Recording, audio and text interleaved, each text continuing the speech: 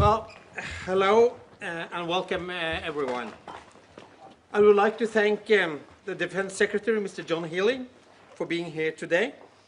Together we have just signed a historic agreement marking the fact that Norway and the United Kingdom formally have entered into a strategic partnership on purchasing, developing and operating frigates.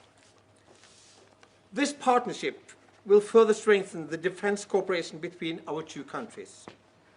We will now be linked even more closely together.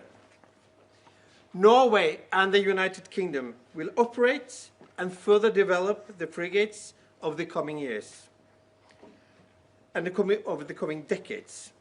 And we will essentially have a fully integrated fleet. This will strengthen both our own and NATO's ability to patrol and protect the seas in the high north.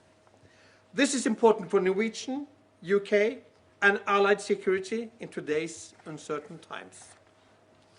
A continuous naval presence in our waters, the ability to deter aggression, the protection of our borders and fulfilling our NATO commitments are all essential to Norway. Our frigates form the backbone of the naval capability that makes this possible.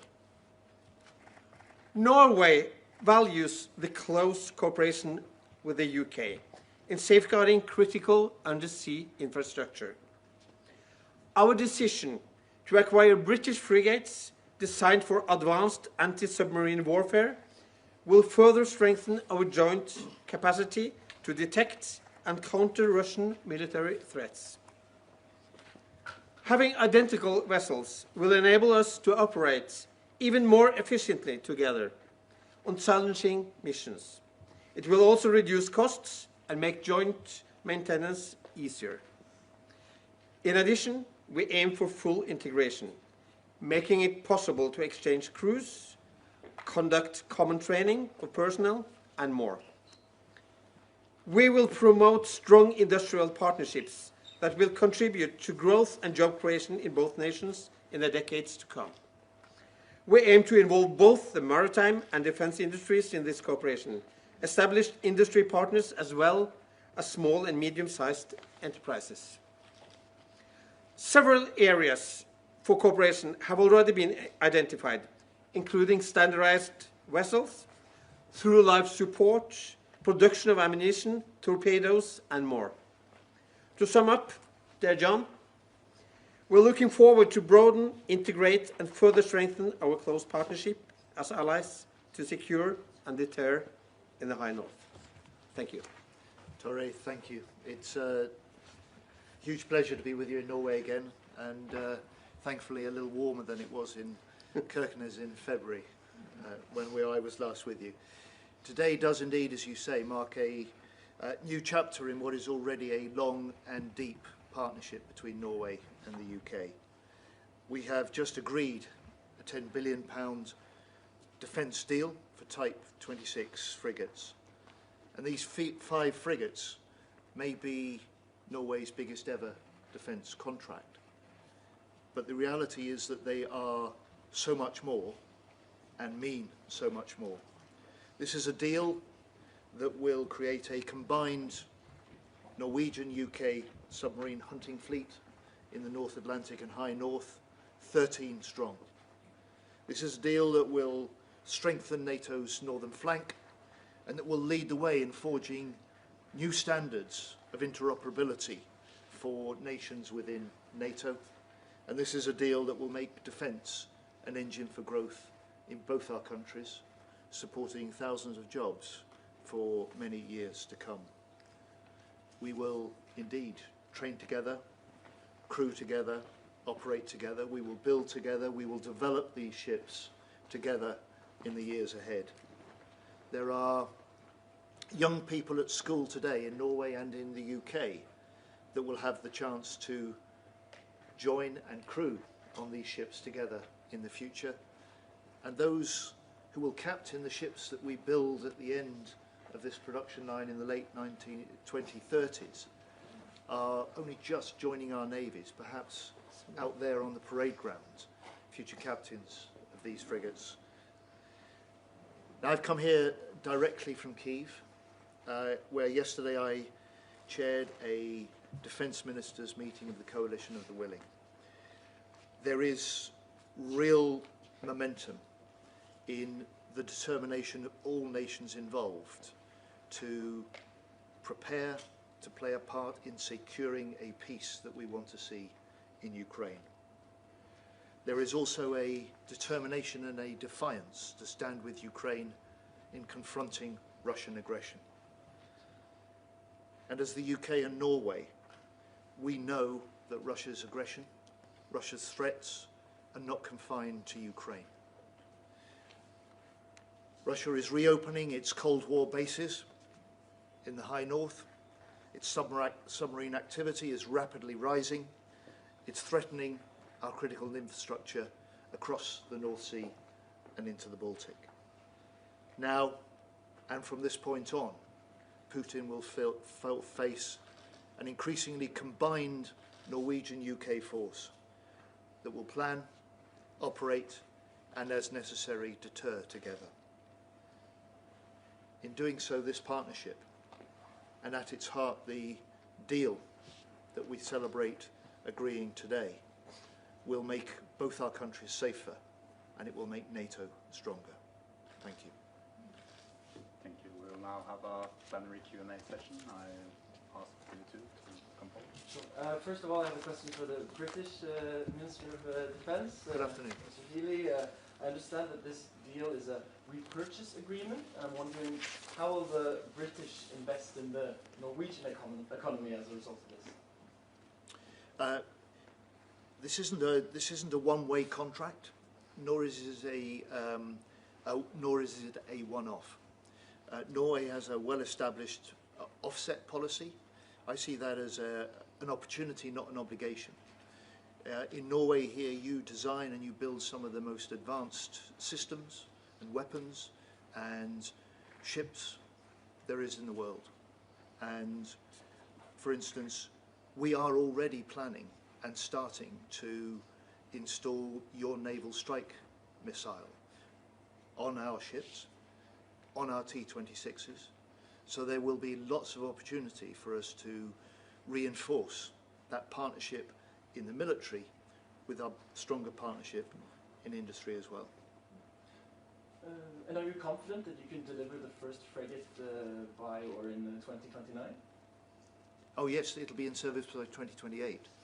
The first HMS Glasgow is already afloat, it's in the water, it's being fitted out. It starts sea trials next year, and I will ensure that we have Norwegian sailors on that when it puts to sea. And lastly, this is for both of you, how important do you think that agreements, alliances such as this are right now in the current global situation between European nations such as Great Britain and Norway? Should you go first? I think this is the way we have to act when Europe is now stepping up within NATO.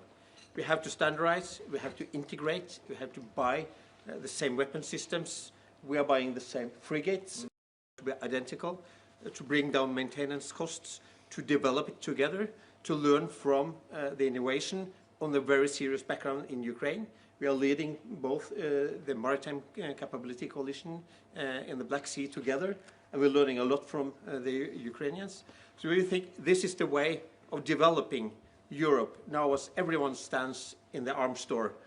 The prices are rising, the capacity is still too low in the defense industry in Europe. We're building that up fast, but we also have to integrate and not building parallel systems all over Europe. We have to integrate and do.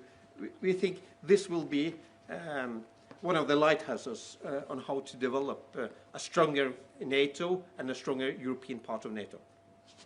The Sun, please. Thank you. My name is Jerome Starkey from the Sun newspaper in London. Thank you very much. A question to both of you, which is that we've seen over the last few months, based on open source information, a lot of activity, a joint operation by Norwegian P-8 Poseidons, Royal Air Force Poseidons, and the Americans out of Iceland that appear to have been flying lots of tight circles over both the North Atlantic and the Norwegian Sea, and most recently the Barents Sea. Perhaps you could explain to us what was happening and whether that is relevant to the need for these frigates. Jerome, you're expert in this field. You appreciate we're not going to set out details of what's been happening and what our planes, our ships, our uncrewed vessels may be doing. Suffice to say, and I mentioned it in my remarks, the level of threat, the level of submarine activity, particularly advanced Russian activity, fielding new models in recent times, is rising. We are responding. And to pick up the last question, we're not responding as Norway or the UK or the US. We are responding together. We respond more effectively, we deter more effectively if we can interoperate better. We can interoperate better if we've got the same kit. We share the same intelligence, we plan the same operations, and we develop what we have together as needed over the years to come. And when I talked about those captains of the T-26 frigates that will be the last to roll off the production line at the end of the 2030s, they will be taking charge of anti-submarine frigates which will be almost unrecognisable from HMS Glasgow today, because we will have worked out and together developed the systems to meet the threats as they emerge and as they evolve throughout that period in this partnership together. Nothing much to add, but I can say that we experience now that our allies, they are more common here in operations together with us in Norway. We have a continuous operation to look after the submarines, to look after the nuclear capacities at the Kola Peninsula, which we are NATO's eyes and earth and ears in the north, and we do that job together with our allies. So we show the capabilities, we show that we are integrating more, and we're doing this together as an alliance. So, and not much to add to what John just said. Quick follow-up, have you got a name yet for your first hull? No, we haven't. I guess, and you know, that will always, the big discussions always ends there. So I guess we will have to decide. We have had the Oslo class, and we have now the Nansen class. So I guess we will have a huge discussion about that. Thank you. Now, Forsvarsforum, please. Yeah, my name is Sunniva Kolas. I'm from Forsvarsforum, or the National Defense Magazine. First for Defense Secretary Healey. Following the announcement this week, certain Norwegian naval experts have voiced some concerns about the air defense system on the Type 26. Is it set in stone that the systems will be the same, or is there any room for adaptations? on the Norwegian frigates? For me, the answer is quite simple. Our air defence systems on the British warships have been battle tested in recent months in the Red Sea. We know they work. We've proved they work. But as far as the Type 26 programme goes, we will develop those missile systems. We'll do that jointly with Norway from this point on. And we'll develop those missile systems as we will with every other part of the ship, from its radar to its operating data capture systems. We'll do that as we need to, as we go along, and we'll do that together. And the crucial thing is that we will be building, developing, crewing and operating a fleet of 13 anti-submarine warships for the North Atlantic and High North, instead of for the UK looking to build and operate a fleet of 8. And to follow up on that for Sandvik, så jeg tar det på norsk. Det ekspertene har klaget på, det at det mangler dette området i luftvernet. Det tenkt at vår nye fregatter skal ha det, eller skal det for eksempel dekkes opp av andre kapasiteter? Det tenkt at fregattene utelukkende skal seile i en styrke, eller hvordan har dere tenkt rundt det? Altså, det er et langt og et kort spørsmål. På det lange tror jeg ikke vi har tid til her. Men vi har luftvern en del av langtidsplanen. Der det snakk om langtrekkende luftvern. Der det foreløpig 2 som ligger i langtidsplanen, og så det også da styrke med flere, med dobling av antallet NASAMS som ligger inne. Så lærer vi av Ukraina-krigen. Vi vet at luftvern blir viktigere, men fregattene jo ikke kjøpt primært for å være områdeluftvern nær de norske byene. Og de fregattene har kapasiteter til å klare seg selv, men i en eskalerende situasjon så vil det jo være en flåte. Det vil jo ikke være sånn at vi plutselig ut av intet blir overfalt av en annen aggressor. Det vil være en eskaleringsstige. Da vil våre fregatter være omgitt av allierte som vil være på plass. Og da vil det være kapasiteter som kan beskytte dem. Men det tilstrekkelig avskrekking i de fregattene til daglig virke. Og så må vi huske, vi bygger oss nå tettere sammen med Britene. Vi vever oss tettere sammen i NATO. Hele Europa ruster opp. Vi har fått Sverige og Finland inn i NATO. Vi gjør det for å unngå krig. Vi forbereder oss på krig for å unngå krig. Så vil disse fregattene være helt avgjørende i jakten på ubåter, som en av de største truslene, både i Gulfgapet og i hele Nordsjøen. Ikke minst når det gjelder alt som ligger under terskelen for krig, også trussel mot undersjøisk infrastruktur. Og nettopp der så fyller vi rollen vår i NATO. Der fyller vi NATO-oppdraget. Så gjør vi det ut fra norsk og britisk sikkerhet sammen med dem i større grad. Samtidig som vi også vet at flere av oss allierte til stede her. Så vi kan ikke se det her. Vi kan ikke se norsk forsvar og norske forsvarskapasiteter isolert hver for seg. Det opererer i hele. Og så fant Norge ut etter andre verdenskrig at vi må ha venner, og vi har vært medlem av NATO siden da. Sorry for the Norwegian. No. And you know, you have to learn that now. This is Norway. We're going to integrate so much, you have to learn Norwegian. There's a challenge. Okay, thank you, ladies and gentlemen. That concludes the press conference for the ones who have arranged for or agreed for a one-to-one interview with Tore Sandvik. We can take that now. Thank you. Thank you all. We'll just have a photo with the Navy chiefs. Yes, of course. Okay. Where? Will you just have one Where we say? Yeah, okay. Are we going to stand? Oh, yeah. As you like, yes. Oh, flags.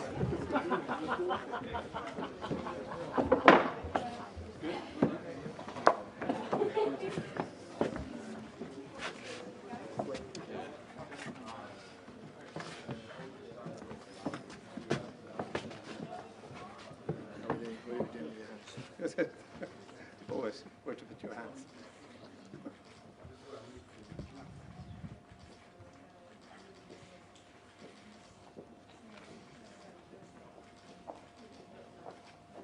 Thank you. Great, thank you. Okay, thank you. Ja, når organiserer du? Han som skulle ha med John Norway. Ja, de må separate session. A couple of them. John, you have to meet Kari, Minister of Education. Nice to meet you. Welcome to my hometown. Thank you, thank you. It's great to be in your constituency. Do you call them constituencies? Yes, but she's not running like me. She's not running No, for because you're in Parliament. government. Yeah. No, not because we're in government. Yeah. But we can choose. You can do both, or you can choose. Okay. So Jonas is running for government. Jens is not. Right. Yeah. Jens doesn't surprise me. Yeah. But, So it must be strange to be in the middle of an election and yet you're not on the ballot paper. No. So people are wondering a bit, but we're like, oh, we want to continue. So And you're still expected to put your shift in So we and do. help your colleagues. Kari is very popular, so can she's an imagine. asset. Yeah. I used to be mayor in this town before I was in Great. government. So. And now you're education minister. Yeah. I bet you're in big demand for the election campaign around the country. I'm travelling around, so I'm going to Mandal and Kristiansand here tonight. Yeah, you're going. Yeah. To Mandal, you know, in Mandal, we have a yard building the towers. It's composite. They won. Yes. That's not a part of the offset because they won the contract in commercial. Yeah, they're part of the master structures, isn't yeah. it? You build the propellers, and there's good Norwegian bits in the... Very good. It's very good news for the entire country that this contract is on. We're really proud you picked us.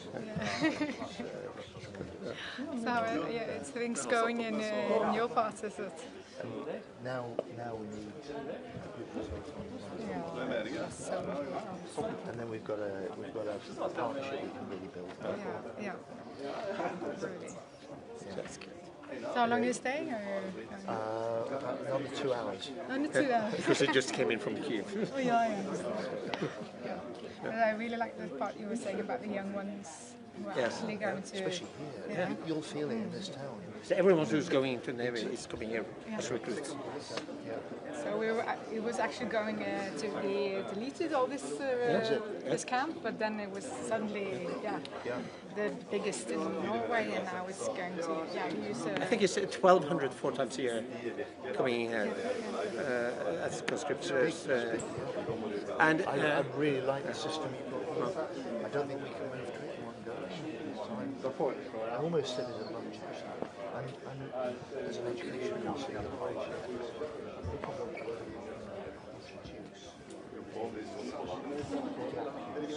var det.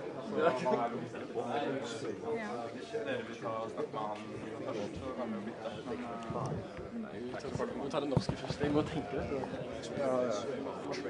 Ja.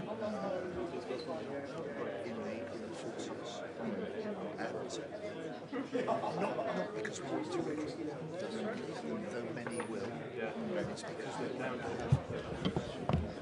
have.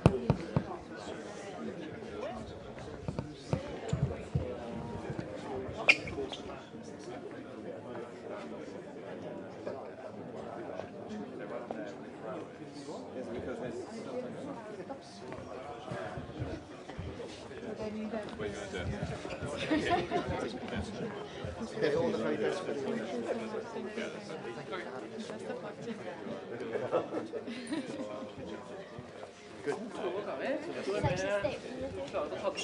Ønsker dere velkommen til dette intervjuet, holdt jeg på å si.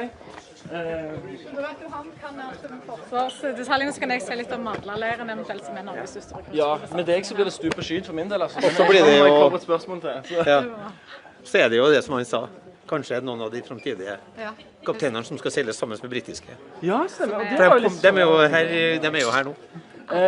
Alle til Sjøforsvaret kommer jo fra Madlaleiren. Ja, de gjør det, ja. Ja, alle. Det er han kystkapteinen. Han kunne jo veldig mye om dette, så jeg har faktisk lært litt av. Jeg lurer på om vi skulle ta bare først så Kari som var det. Nei, ikke noe beklager til han, så... Ok, jeg er ingen ekspert på forsvar, så jeg har litt notater her. Jeg har møtt flere. Alle må opp i kunnskap på forsvar nå. Ikke sant? Og da hjelper det å ha litt tid å slå ihjel her, så får vi snakke litt med de som kan det da. Ok, Tore, men da er jo avtalen om fregattene signert. Det er snakk om mye penger. Vet vi først og fremst hvor mye? Altså, det er mye penger, og så skal vi nå inn i forhandlinger med Britene, og så er det lang periode vi skal både implementere få de skipene her på, og ikke minst det viktigste, de skal leve i flere tiår. Så det vedlikeholdsavtalen, levetidskostnadene, er jo det som er virkelig stor knyttet til det her. Dette er et stort skift for Norge å integrere seg så tett med en partner. Vi har gjort det før med Tyskland på ubåt, men dette er enda større ved å gjøre det med Britene på fregatt. Så er dette en gjenkjøpsavtale, og det skal komme ganske mye penger inn i norsk økonomi. Her i Stavanger for eksempel, så har Rosenberg Verft, de har varslet at folk sies opp. En trenger prosjekter. Hvordan vil disse pengene komme oss i Norge til gode, de som britene da skal gi tilbake til oss? Det vil komme på mange måter. Det ene er den spisse enden, altså det er på direkte forsvarsanskaffelser, som jeg allerede nevnt, med NSM, som er da sånn det er angrepsmissiler for Sjøforsvaret. Men så vil det også komme knyttet til torpeder, og så vil det komme kanskje på det viktigste når det gjelder standardfartøyer.